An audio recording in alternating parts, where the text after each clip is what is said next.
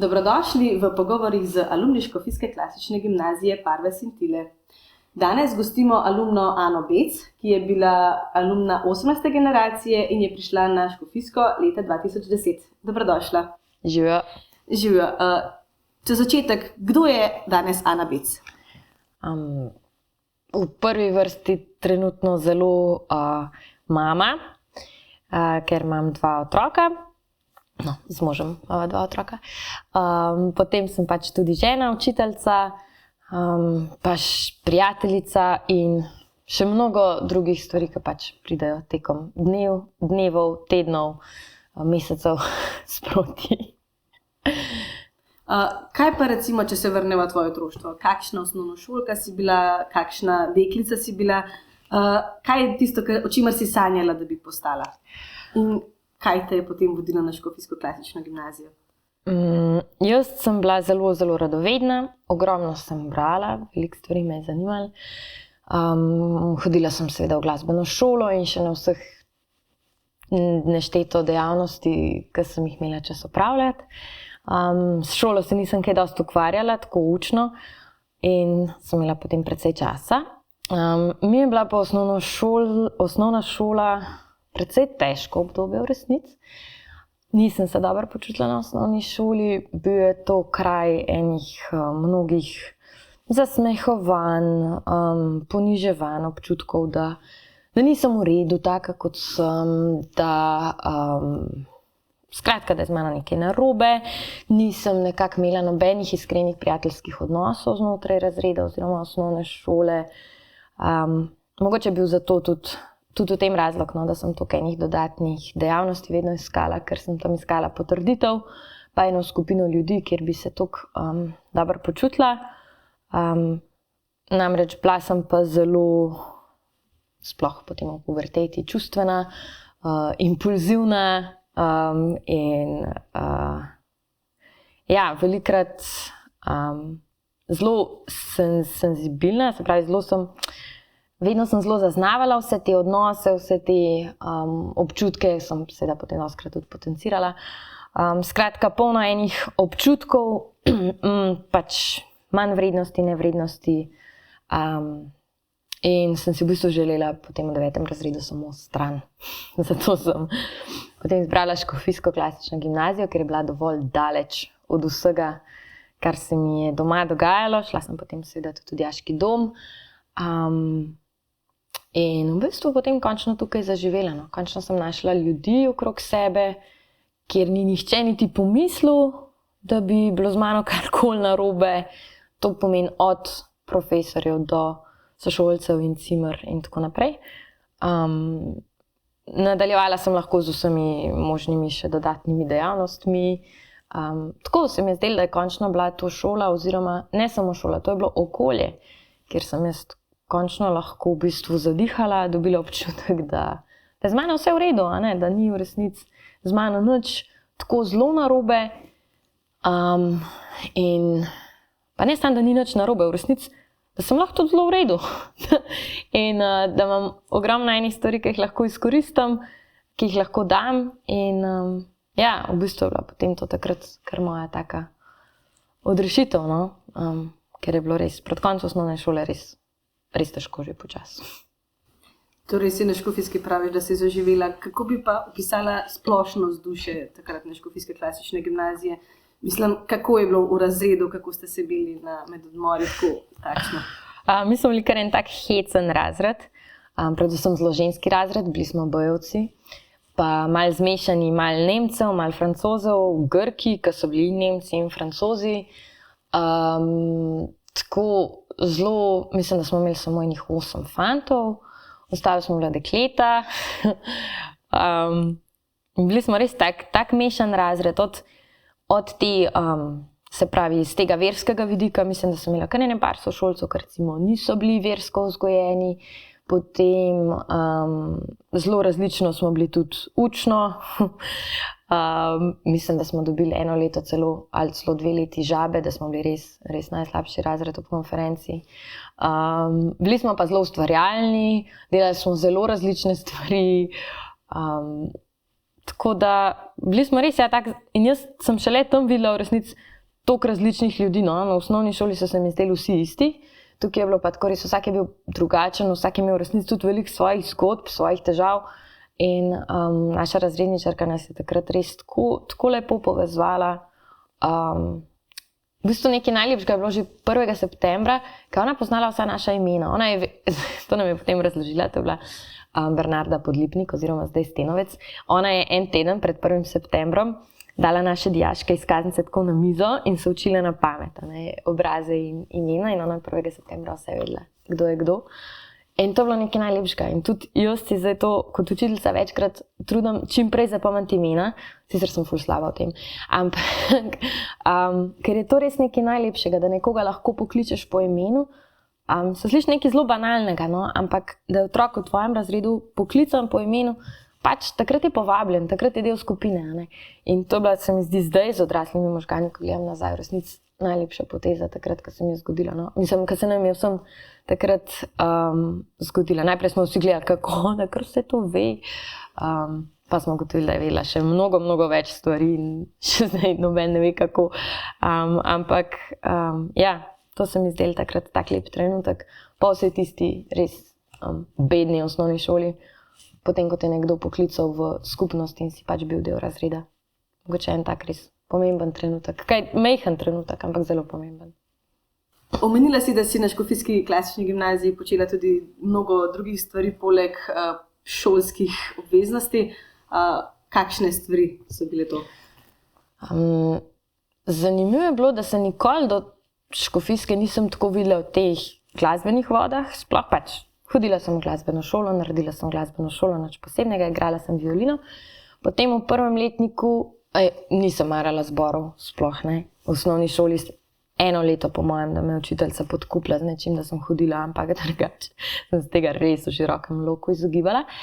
V 1. letniku sem potem igrala v orkestru, zato da sem se lahko izognila vajam zbora 1. letnika. Potem sem pa v 2. letniku prišla v dekliški zbor, v katerega tudi si v resnici sploh nisem toliko zelo želela. In potem sem tam pristala in bila seveda to pač najboljša izkušnja oziroma najboljša stvar, ki se mi je lahko takrat zgodila. Poleg tega sem sodelovala 1 leto še v dijaški skupnosti, pa pri vseh teh razrednih, dramskih, pevskih festivalih, pa za najboljšo pustno masko. To smo 1 leto zelo aktivno sodelovali s razredom in zmagali. Potem, pa zadnje leto sem sodelovala v dramskem krožku, bila sem truplo. Tako pa razne priložnostne stvari, no, ko je bilo kakšna prireditev ali pa kakšna pomoč, to in tam, no, tako da. Zmer se mi je zdelo, da imam čas početi stvari, ne vem. Bila sem tudi v dijaškem domu, tam je bilo predvsem ta družabni del zelo pomemben. Tako da, ja. Ja, ravno to sem te hodila vprašati, ker si omenila dijaški dom. Torej si v bistvu pri 15 si nekako odšla od doma na nek način, no, v dijaški dom. Se ti zdi, da je to vplivalo na to, kako si šla skozi najstniško obdobje? Ja, seveda. Najboljša stvar. Mislim, res je bilo zelo dobro, da sem šla od doma. Tudi se mi zdi za naše odnose doma, ker naenkrat smo se začeli ful manj kregati doma. Ampak mislim, se ne, da smo se tako zelo kregali, ampak se mi zdi, da sploh iz moje mami sva si blazno podobni in potem pač so bila najstniška leta, moja najstniška leta za obe pač malo naporne. Kar se tiče pa samega bivanja v domu, ja, meni je bilo zelo dobro v domu, zelo sem se dobro počutila s Simram in še s sošolkami na hodniku. Zelo dobro smo se imele, veliko stvari smo počele, veliko stvari, ki pač ni bilo sicer tako mišljeno, da jih počnemo. Ampak se mi zdi, da smo dale ene stvari tukaj čez, druga z drugo in da so bila naša najstniška leta zelo potem tudi bolj mirna v resnici, zato ker smo imeli drugo v takem bližnjem odnosu. Saj ne rečem, da je bilo recimo našemu vzgojitelju lahko, sploh ne. Tudi nismo recimo bile redne obiskovalke obveznih molitev, potem nismo hodile spat ob 10, nismo upoštevali nočnega miru in tišine, ja, dobile smo tudi vzgojne ukrepe in tako naprej. Ampak meni se zdi, da je bilo to zelo nujno. No.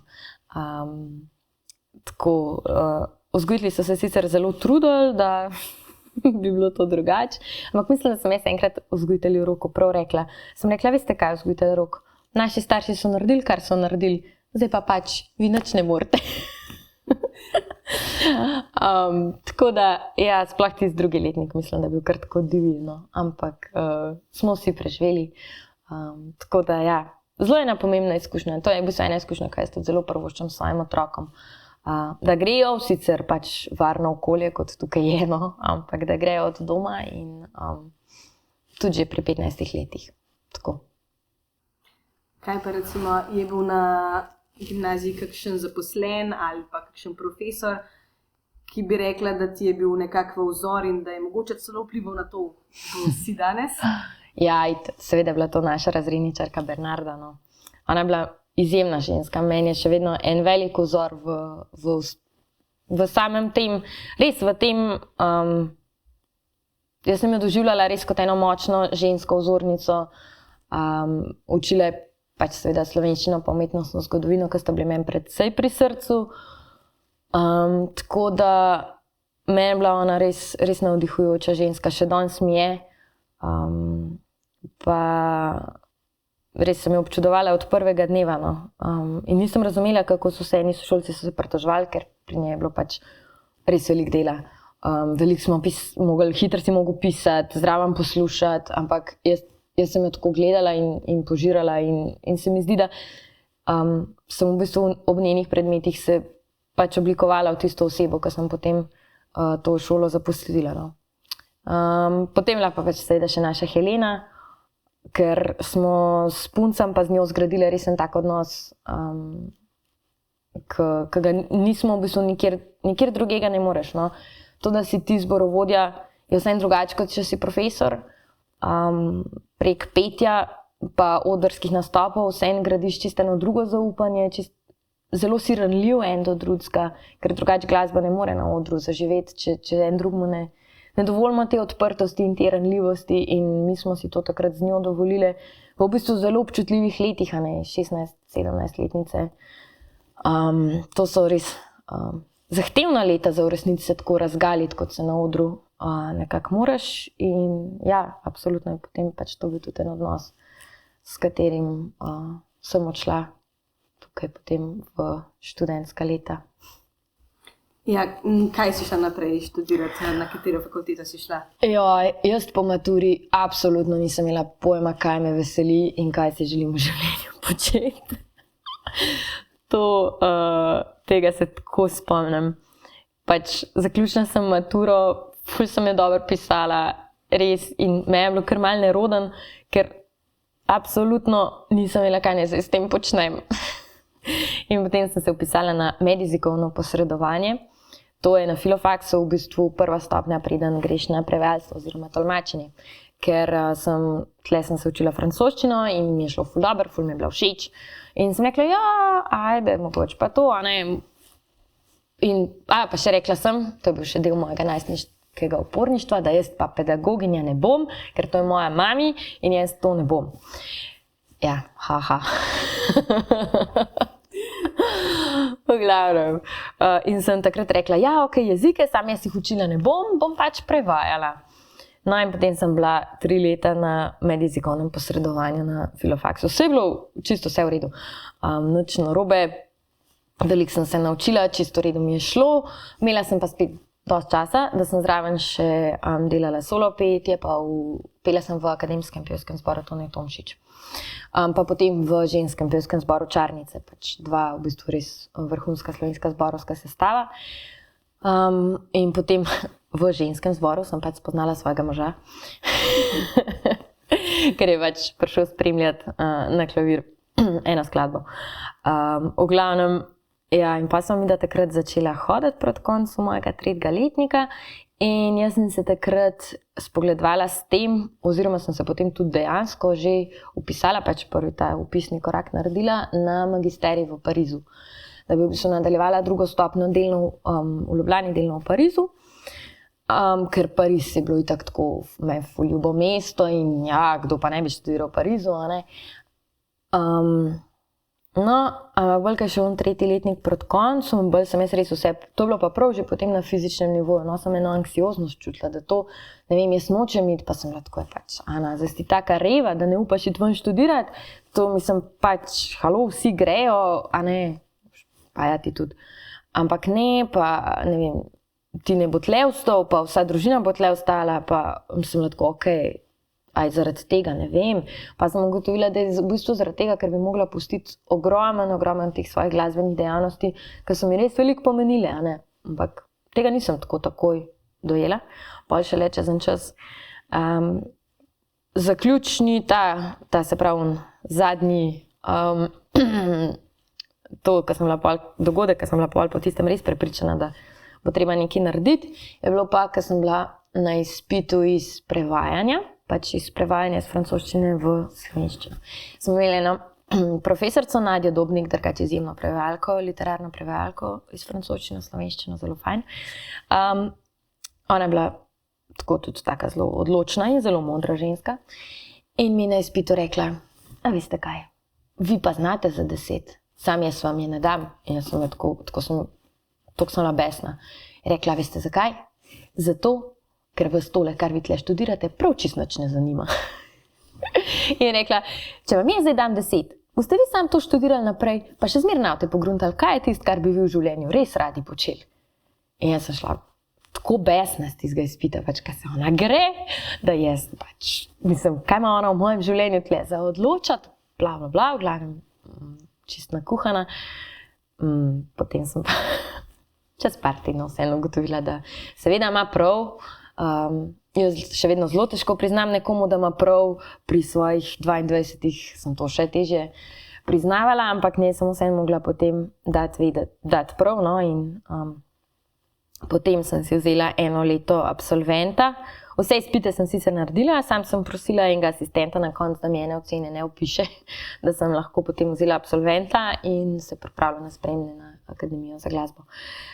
In potem čez 2 leti sem šla tej isti profesorci vrniti eno knjigo, ki sem imela še kar eno njeno kuharsko knjigo. In sem jo nesla nazaj in sem rekla, veste kaj, vi sploh ne veste, koliko ste vi mene razjezili, ampak ste imeli pa tako zelo prav. Ne vem, če je bilo to bilo res čez dolg časa, ne samo čez 2 leti, zelo dolg, v glavnem sem jaz imela tisto njeno knjigo doma, ker nisem upala iti do nje. Ampak ja, tako da to je bil potem tist. Potem si pristala na Akademiji za glasbo? Ja, najprej sem si želela študirati zborovsko dirigiranje, ker takrat sem tudi vodila župnijski mladinski zbor, bila sem asistentka, pa korepetitorka pri Čarnicah. Ampak tja nisem mogla priti, oziroma nisem mogla priti, zato ker nisem igrala dosti dober klavirja. Zelo visoki standardi so za klavir, no? Pač zelo dobro moraš igrati klavir, da lahko študiraš dirigiranje.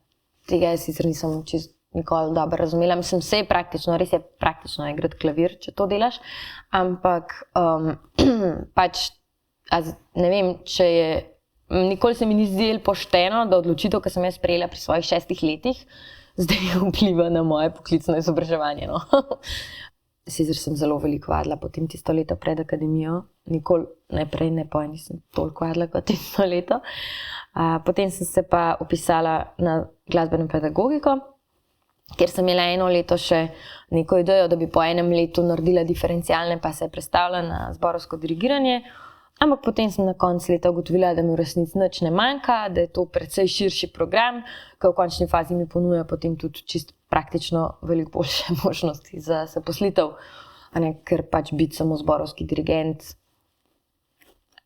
realno, če pogledamo, mislim, da sta v Sloveniji 2 ali pa mogoče 3 dejansko plačana delovna mesta. Tako da, potem sem končala glasbeno pedagogiko, pač to je 3+2 študij. Tako da sem bila na akademiji 5 let, vmes sem se poročila, sem prvič rodila, tako da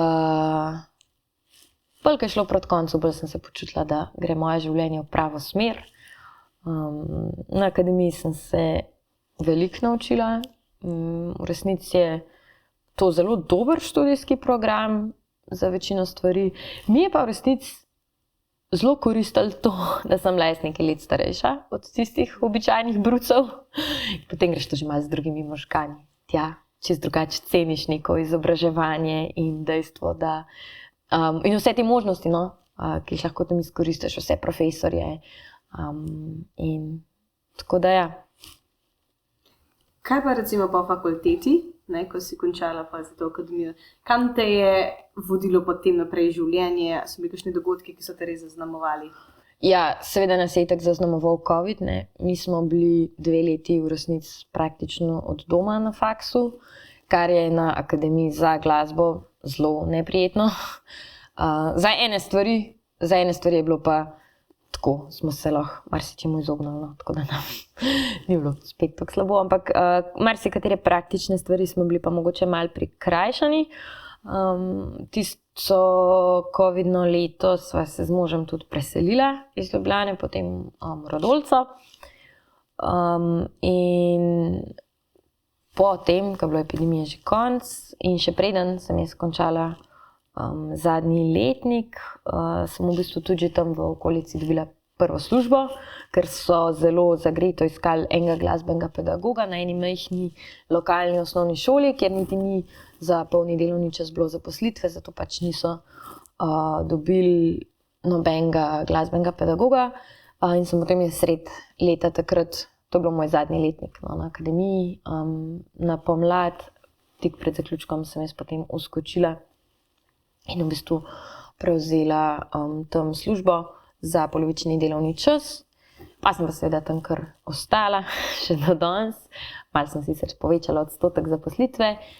Zraven sem se še dodatno zaposlila v glasbeni šoli. Poleg študija na akademiji sem naredila še pedagoško diplomo za glasbeno pedagogiko po metodi Edgarja Willemsa. To je v bistvu tudi eno 3-letno zelo intenzivno izobraževanje, mednarodno.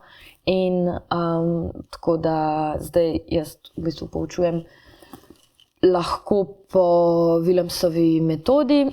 To je ena zelo lepa, zelo dobra metoda poučevanja. V prvi vrsti je predvsem mene spremenila kot pedagoga, kot osebnost, da malo drugače razmišljam o pristopih, o učencih, o sami glasbi. In tudi, če recimo v osnovni šoli ne morem točno po tej metodi seveda učiti, se vseeno razlikuje potem moj način razmišljanja in pristopanja k samemu pouku zaradi tega. Zaradi te izkušnje, no. Tako da v glasbeni šoli imam seveda še več možnosti za to. In rada učim na obeh šolah, rada učim v osnovni šoli in v glasbeni šoli. Zaenkrat mi zelo ustreza to, da imam tako raznoliko službo. Učim vse od, se pravi, predšolske glasbene, pa potem v osnovni šoli do najstnikov, preden grejo na srednjo šolo. In mi je to zelo dragoceno, no, da imam pač ta celoten pregled odraščanja in izobraževanja. Ogromno se naučim, tako paše mi tudi, da je tako razgibano, da ni ves čas, da nisi samo v eno šolo tako vpet. Je pa to seveda pač tudi naporno, no. Včasih si vseeno želim, da bi bila lepo na eni šoli pa mir.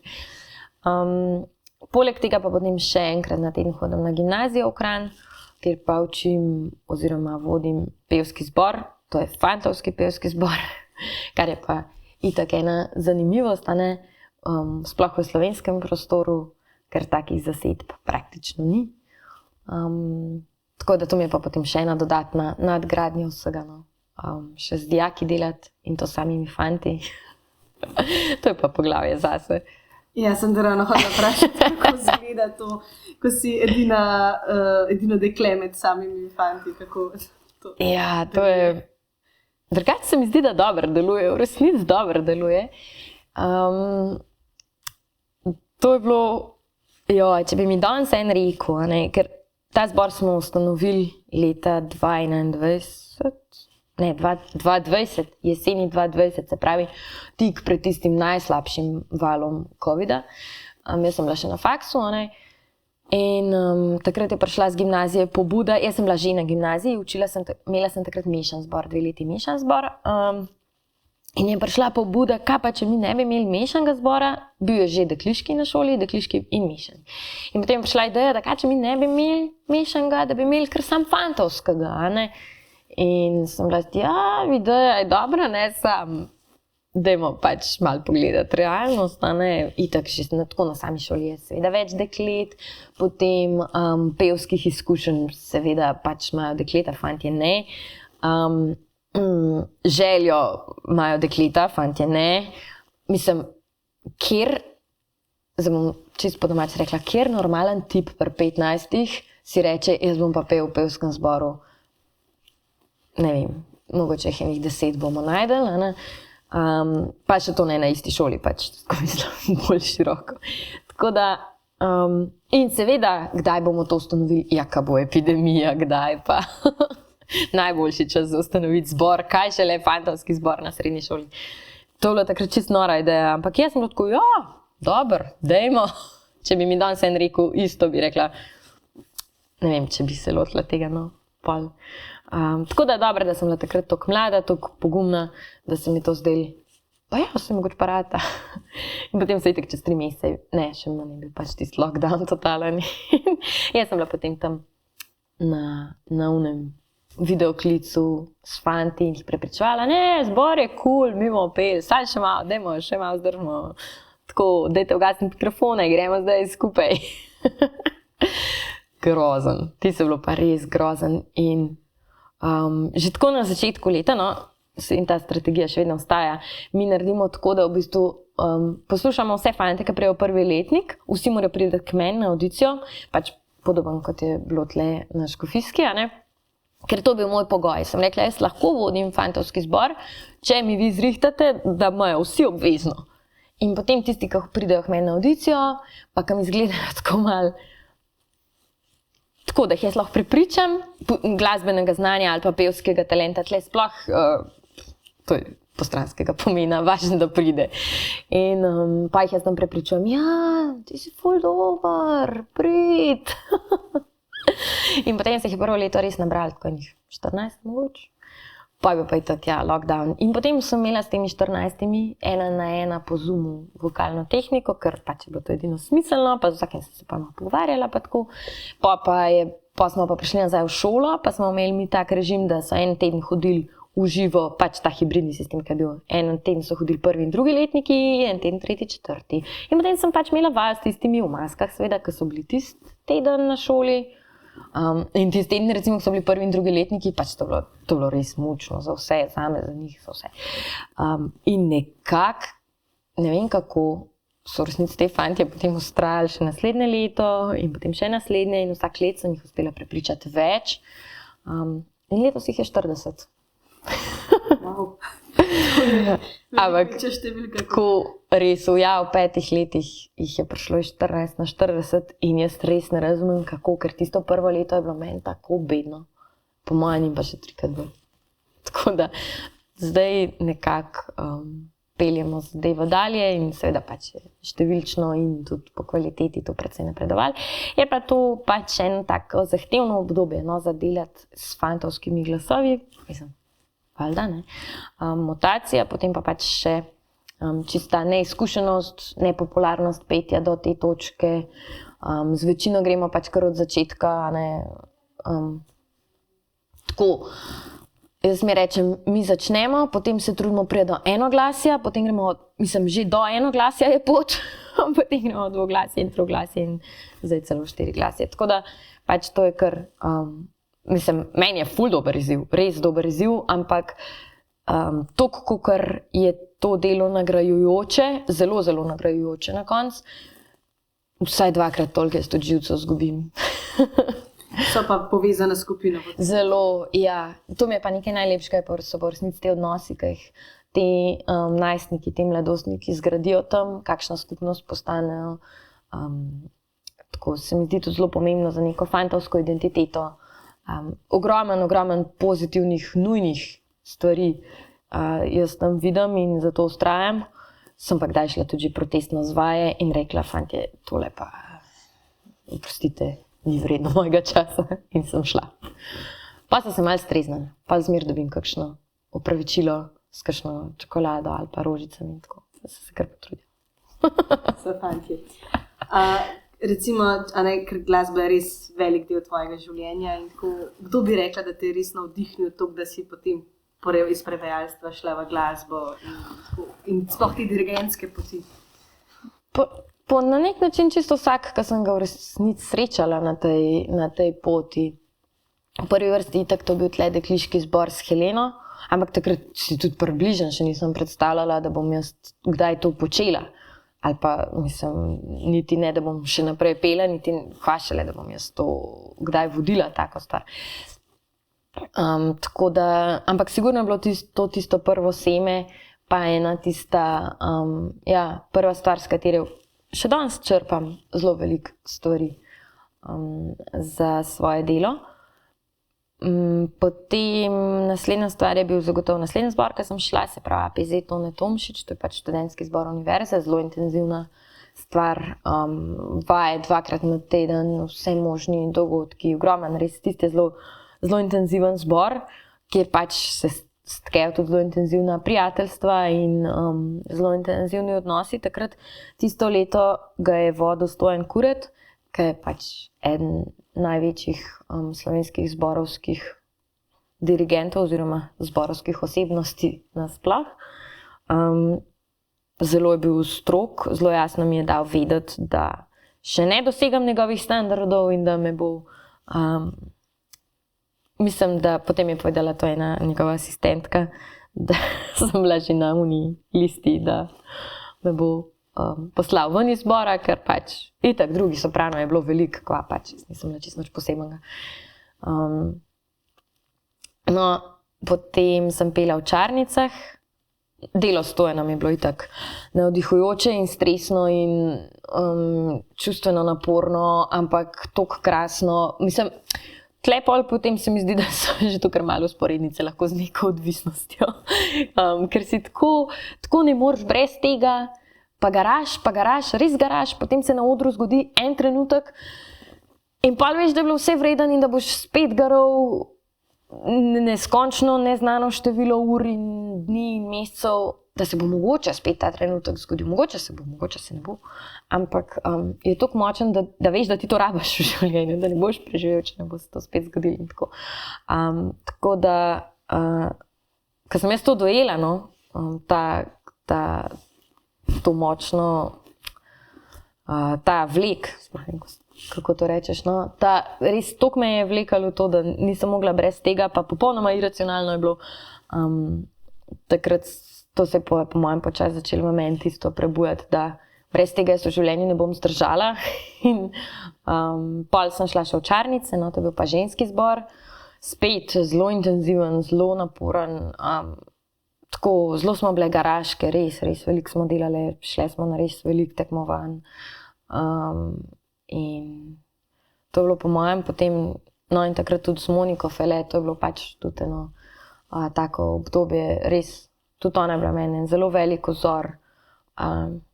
Tako da, ja, vsi ti moji dirigenti do akademije v resnici so v meni pustili res tukaj močne začetke nečesa, da sem potem ustrajala še ustrajam do danes. Si pa tudi omenila, da si se pri dekliškem zboru srečala tudi s svojim možem. Ja, ženski je bil že ženski. Ja, ženski. Z njim si tudi delita to ljubezen do glasbe. Kako se ta vajina glasbena kariera prepleta oziroma razkraja, kako deluje to tudi doma, recimo? Najprej prepleta se v bistvu čisto praktično, ker zelo veliko primerov je, ko en drugmu pomagava. No, predvsem on meni.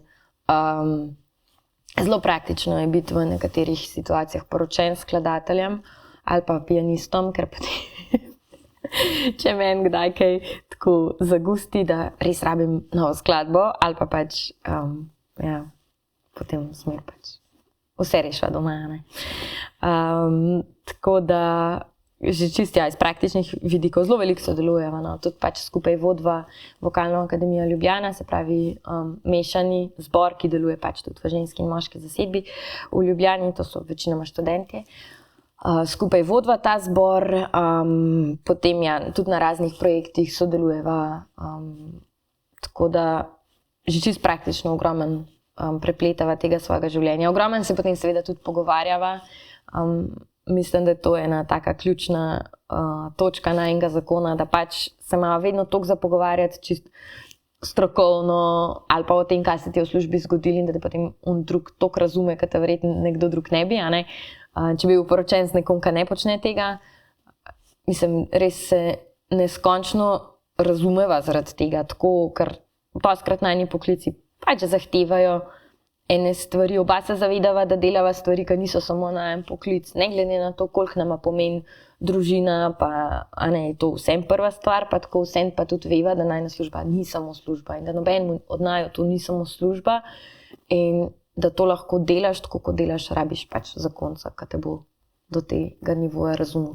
Je pa seveda tudi naporno, ker sploh zdaj, ko pride marc, april, ko je pač taka naporna zborovska sezona, se ogromno stvari križa, več, ko imaš otrok, več imaš težav z varstvom.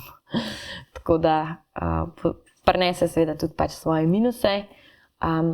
Je pa mogoče to tudi eno breme, a ne, nositi ta priimek v tem svetu, ker mislim, da je vsem jasno, da je moj mož izjemen glasbenik, izjemno sposoben, uspešen na vseh področjih, ki se jih loti, tudi precej bolj prepoznaven, a ne, kot recimo jaz, ker pač on se s tem ukvarja že od svojega, ne vem, 15-16 leta, odkar je šel v srednjo glasbeno šolo, a ne. Jaz sem pač s tem začela toliko kasneje. In čist direktno sem že slišala očitke, da lahko meni, ki se pa bec pišem, a ne, pa tako, to že recimo tudi na akademiji, no. Od kakšnih sošolcev ali pa kolegov, pa tako, ja, seveda ti lahko, si pa od Tineta. Mislim, kar neki, no. Kada gre meni ful boljš zdaj nek predmet na akademiji, zato ker je Tine moj mož. Ja, mislim, sem se jaz mogla usesti pa vaditi oziroma naučiti stvari. Mislim, a ne, in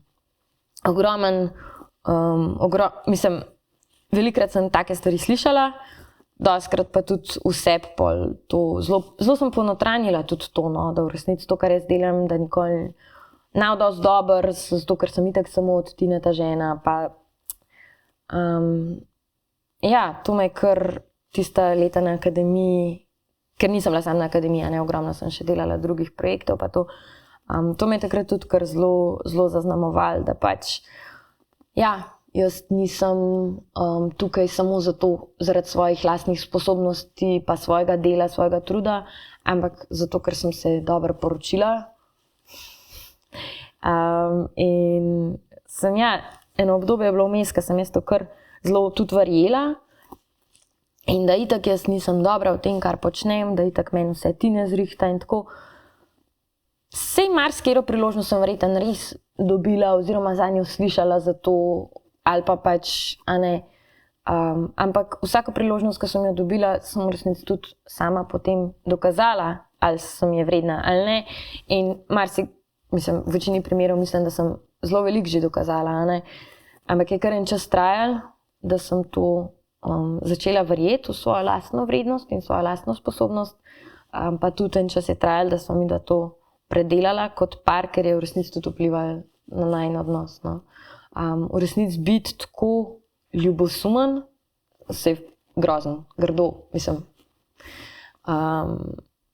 Pa ne bi tega kar tako priznala, ampak zdaj že lahko, ko sem že ta stara.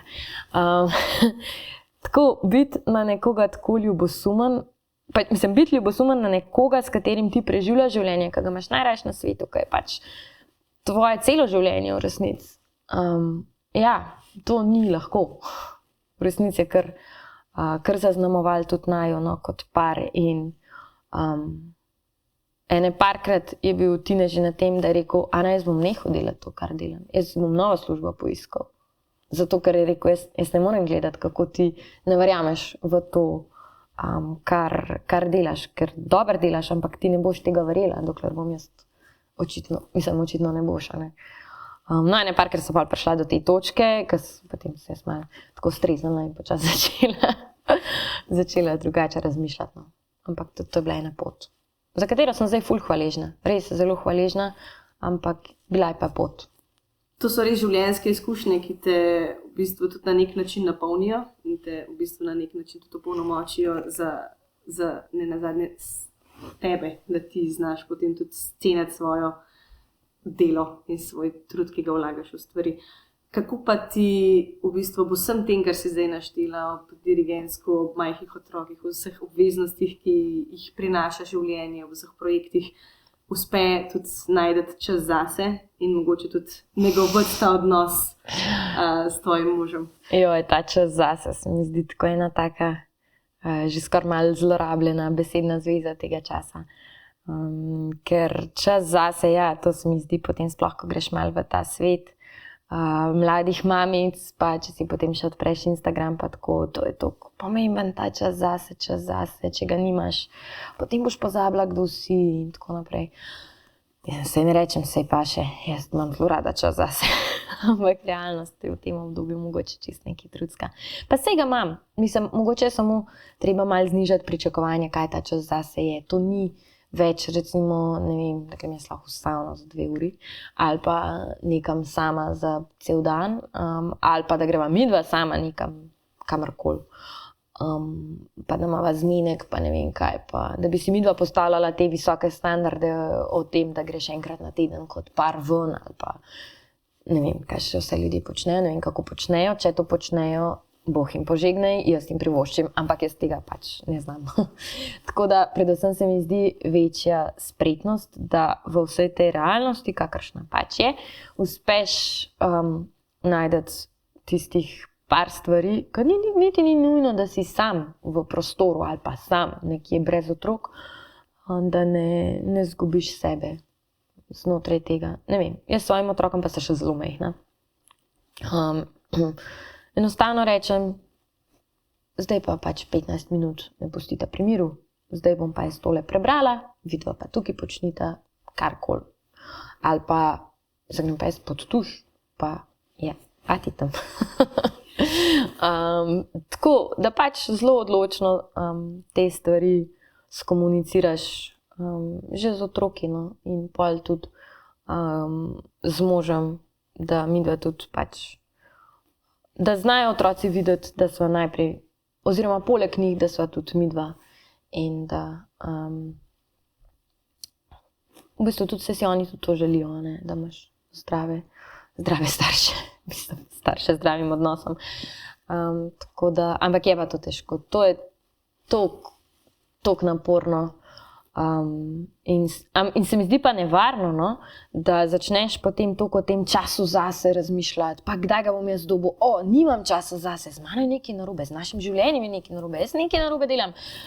Midva ne greva, nisva šla na zmenek že ne vem, toliko in toliko časa, midva to ne morva, naj zakon bo propadel, kaj midva sploh počneva v življenju, midva delava nekaj narobe, tako se mi zdi, da je to hitro potem, kljub temu, da in čas zase in zmenki z možem je mišljeno, da te nekako razbremeni tega vsakdanjega, potem lahko nastane to samo še en dodaten pritisk, ki ti pove, da ti nekaj narobe delaš v življenju, če tega nimaš. Ampak, čist realno je, pa dajmo to čim večkrat povedati, da pač pride obdobja, ko tega ni. In niso lahko obdobja.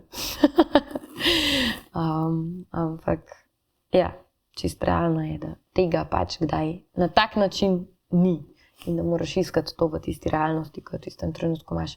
In to je zdaj trenutno pač naša realnost. Sreč sva oba v pedagoških vodah, kar pomeni, da sva kdaj že lepo ob 12 tudi konc službo in potem imamo še 3 ure časa, preden greva v vrtec. Tako da si potem včasih vzameva tako, v kakšnih takih nekonvencionalnih trenutkih malo več časa. Tako, ne vem, kakšna ura dodatna, ki se vse najde. Tako da, ampak ne vem, no, ne sme pa to postati en tak pritisk, pa tisto glavno vodilo, da zdaj pa, če jaz nimam dosti časa zase, pa pač, ne vem, ne bom srečna in srečna mama pomeni nesrečen otrok in tako naprej. Ne, pač treba biti prizanesljiv do sebe tudi na tem področju. Omenila si tudi Instagram profil. Kakšen profil je to in kje je prišla ideja zanj? Moj Instagram profil zdaj malo stagnira. Imela sem že prej Instagram profil tako normalen, zasebni.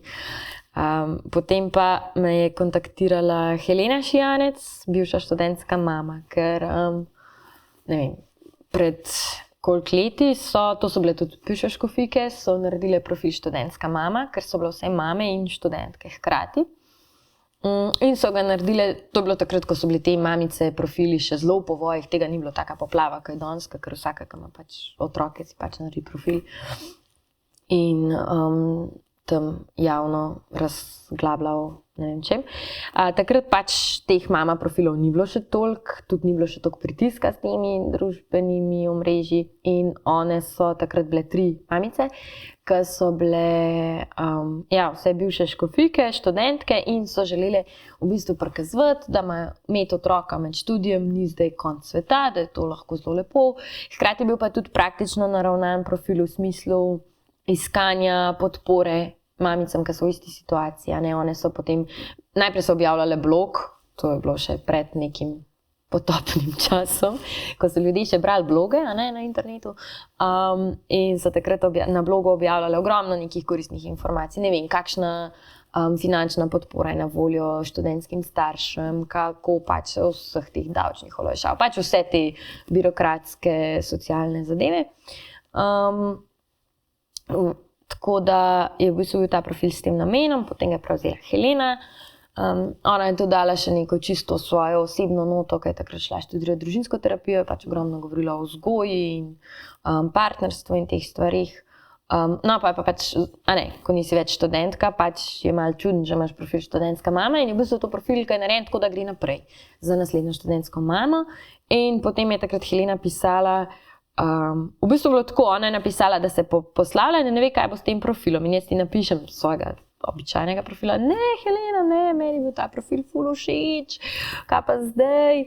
Pa mi napiše, ja, kaj pa če bi ti? In sem tako, prav, ne vem, to je bila še ena unih mojih odločitev, ki sem jaz zdeli ful dobra. No in potem sem bila jaz res, po mojem, da 2 leti študentska mama. Bil si res kar velik profil, to je bilo 8000 sledilcev takrat, kar je bilo za neke takratne standarde, ful velik, pač, to je profil, ki ne prodaja prehranskih dopolnil, fitness programov in kod za vseh 500 milijavžen stvari, ki jih ne potrebujemo. To je bil pač profil z neko vsebino, ki so ga vodile pretežno pač katoliške mame, to je pač ni ful popularno v teh influencerskih vodah. V glavnem, ampak vseeno se je pa pol neka skupnost tam nabrala, ker so si pa želeli točno tega, nečesa drugačnega od tistih običajnih Instagram profilov. In zato je potem Helena rekla, če bi jaz to imela in sem bila, ja, v redu. Pa sem en čas imela ta profil, pa sem pa jaz tudi magistrirala, pa sem napisala enkrat na story, pač žal in k sreči bom tudi jaz magistrirala in se poslavljam. Potem je pa takrat prišlo dosti enih sporočil, ne, a bi te lahko še kje gledali. Jaz sem tako, v resnici sem se jaz kar zabavala, ko sem to vodila.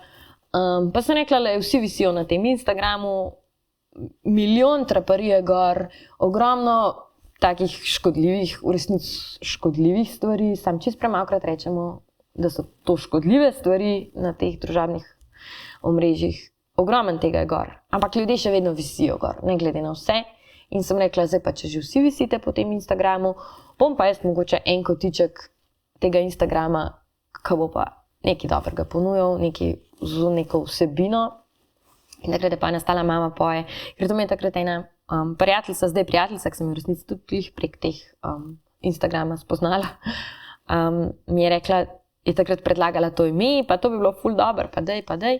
No in potem sem takrat odprla profil, čist brez pričakovanj in tudi sploh se ne čutim obvezana, da bi jaz po teh instagramerskih standardih objavljala gor. Se pravi, da si 24 ur na dan, 7 dni v tednu dosegljiv in objavljaš čisto vse, pač Ne. Tako da si res nisem dala nobenih pričakovanj in tudi zdaj si jih ne dajem. Mal stagnira ta profil iz 2 razlogov, ker v resnici za kvalitetno objavo v bistvu porabiš precej več časa, kot zgleda, predvsem tudi zato, ko jo daš ven, pol dobiš ogromno enih odzivov in potem meni je vsem smiselno, da se pol z ljudmi o tem pogovarjam, v končni fazi zato to delamo, da se vsem pogovarjamo in da smo neka skupnost, ne da pač samo en druga tam gledamo pa pol drugemu upravljamo en drugega.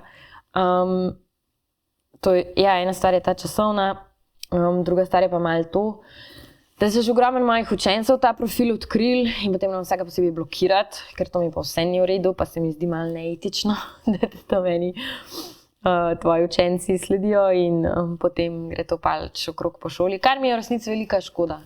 Ker v resnici osnovnošolci ne bi smeli imeti Instagrama, če mene vprašate.